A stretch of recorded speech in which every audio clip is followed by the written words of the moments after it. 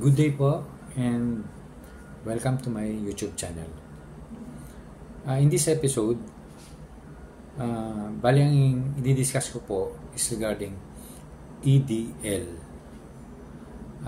which means Electronic Driver's License. Kasi nga po, di ba, nag-upgrade na ang LTO.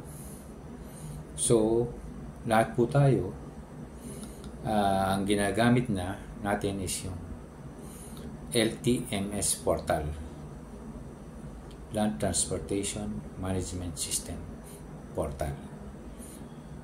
Bali, yun na po ang ginagamit natin pag magre-renew tayo ng rehistro ng sasakyan. Doon na rin po tayo kukuha ng exam bago mag-renew ng license. At the same time, pwede rin po tayo doon mag-review para makapasa tayo sa exam. So, bali, ang EDL po is valid form of authorization na pwedeng gamitin ng isang individual na nagmamaneho ng isang motor vehicle.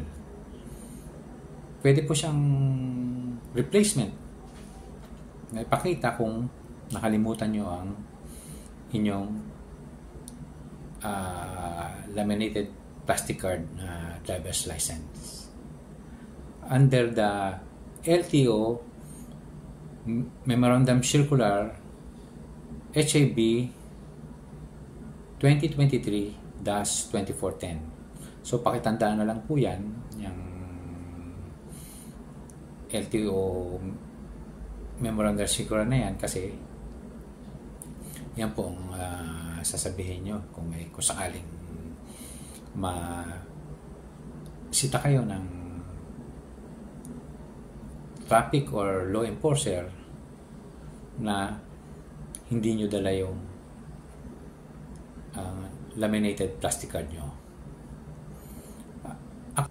By the way nga pala, ang electronic driver's license po ay honor lang ng traffic or law enforcer. Pero kailangan buksan mo yung LTMS portal mo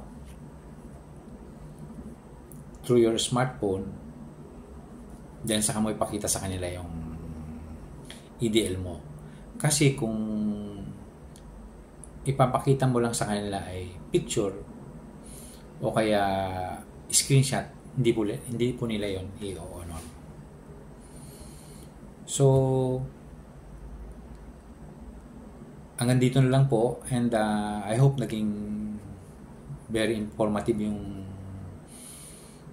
na-discuss ko sa inyo, especially sa hindi pa po nakaka-alam regarding sa use of EDL. And sa nakaalam naman po, ay parang reminder na yun. By the way nga po pala, nang mag-renew ako ng license, I was given 10 years validity. Pero remind ko lang sa mga nabigyan ng 10 years validity, 2 beses po tayo babalik sa LTO para sa medical examination. Ako naka-schedule ng 2027 sa 2030. So, hanggang dito lang po. And paki-like na lang po yung content ko. And share, subscribe, and paki-press na rin po yung notification bell para palagi kayong ma-inform pag may bagong videos. Thank you po and God bless.